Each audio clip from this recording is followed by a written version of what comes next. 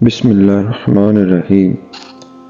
عبداللہ بن زید رحمۃ اللہ علیہ ایک بزرگ ولی تھے۔ آپ نے ساری زندگی نکاح نہیں کیا۔ جوانی گزر گئی، بڑھاپا آیا۔ ایک دن بیٹھے حدیث مبارکہ پڑھ رہے تھے تو اس میں نبی کریم صلی اللہ علیہ وسلم کا فرمان پڑھا، جس کا مفہوم یہ تھا کہ جنت میں کوئی اکیلا نہیں ہوگا۔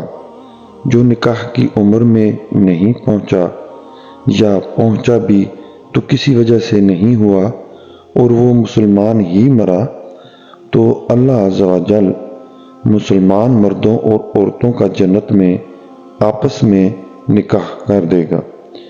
جب یہ حدیث پاک پڑھی تو دل میں خیال آیا کہ یہاں تو نکاح نہیں کیا تو جنت میں ہونا ہی ہونا ہے، تو جنت میں میری بیوی کون ہوگی؟ دعا کی کہ یا اللہ عز و جل مجھے دکھا تو صحیح جنت میں میری بیوی کون ہوگی۔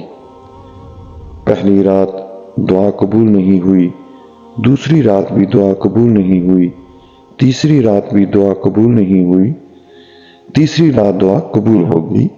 خواب میں کیا دیکھتے ہیں؟ کالے رنگ کی عورت ہے، حضرت بلال حبشی کے دیس کے رہنے والی حبشہ کے دیس کی، اور وہ کیا کہتی ہے کہ میں میمونہ ولید ہوں اور میں بصرہ میں رہتی ہوں۔ پتہ مل گیا، آنکھ کھلی، حضرت کی تہجد کا وقت تھا، نوافل پڑھے، نماز فجر باجماعت ادا کی اور سواری لے کر حضرت عبداللہ بن زید بصرہ گئے۔ وہاں لوگوں نے بڑا استقبال کیا۔ حضرت کا نام ہی بہت بڑا تھا۔ بٹھا کر پوچھا لوگوں سے کہ حضرت بتائیے بغیر کیسے آنا ہوا؟ خیر تو ہے؟ آپ نے پوچھا یار یہ تو بتاؤ یہاں کوئی میمونہ ولید رہتی ہے؟ لوگوں نے حیران ہو کر پوچھا حضرت آپ اتنے دور سے چل کر میمونہ ولید سے ملنے آئے ہیں؟ آپ نے فرمایا کیوں، اس سے کوئی نہیں مل سکتا؟ نہیں حضور، وہ تو دیوانی ہے، لوگ اسے پتھر مارتے ہیں۔ حضور نے پوچھا کیوں مارتے ہیں؟ حضور کام ہی ایسے کرتی ہے، کوئی رو رہا ہو تو اسے دیکھ کر ہنسنے لگتی ہے، اور کوئی ہنس رہا ہو تو وہ رونا شروع کر دیتی ہے، اور وہ اجرت پر پیسے لے کر لوگوں کی بکریاں چراتی ہے۔ آج بھی وہ ہماری بکریاں لے کر جنگل میں گئی ہے، آپ آرام فرمائیں، عصر کے بعد آ جائے گی، آپ مل لیجئے گا۔ حضرت نے فرمایا عصر کس نے دیکھی؟ کہا وہ کس سمت گئی ہے؟ لوگوں نے کہا حضور جنگل نہ جائیں، بہت خوفناک جنگل ہے۔ آپ نے فرمایا بتاؤ کس طرف گئی ہے؟ لوگوں نے بتایا۔ آپ فرماتے ہیں کہ میں نکل گیا۔ آپ فرماتے ہیں کہ جب میں جنگل گیا واقعی خوفناک جنگل تھا، جنگلی جانوروں کی بھرمار تھی، قدم قدم پر کوئی نہ کوئی چیز کھڑی ہے۔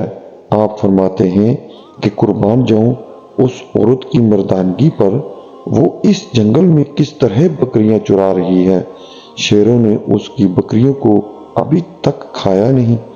اتنے درندے ہیں، سارے مل کر حملہ کر دیں تو کیا کرے؟ یہ اکیلی عورت کس کس کو روکے گی؟ خیر آپ فرماتے ہیں کہ وہ جگہ یہاں لوگوں نے مجھے بتائی تھی، میں وہاں پہنچ گیا۔ جب میں وہاں پہنچا تو منظر دیکھا کہ میں دیکھ کر حیران رہ گیا۔ دو حیران کر دینے والے منظر تھے۔ پہلا، میمونہ ولید بکریاں نہیں چرا رہی تھی، بلکہ اس جنگل میں جائے نماز بچھا کر نوافل پڑھ رہی تھی، پر بکریاں چرانا تو بہانہ تھا۔ یہ تو بہانہ تھا کنارہ کشی کا۔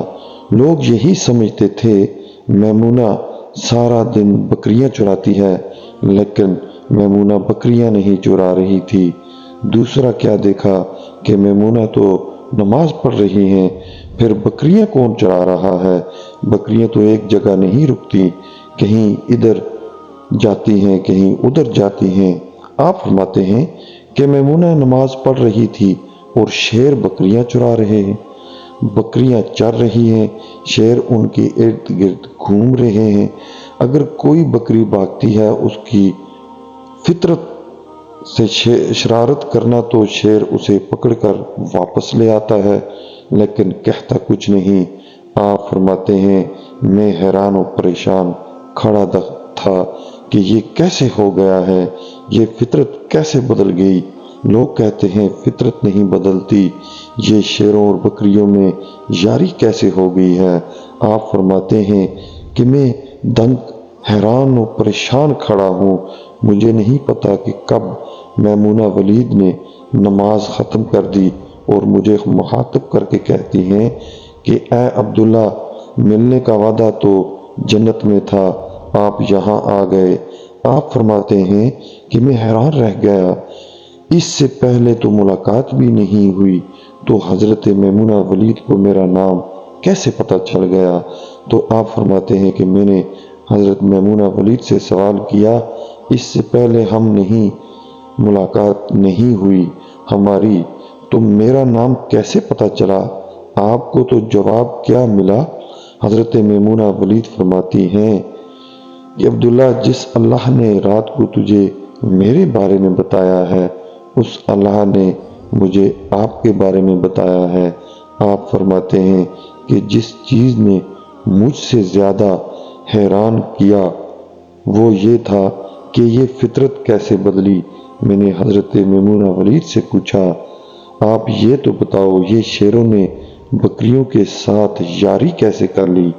یہ تو غذا ہے ان کی، اگر شیر بکریوں کے ساتھ یاری لگائے گا تو کھائے گا، یہ معاملہ کیسے ہو گیا؟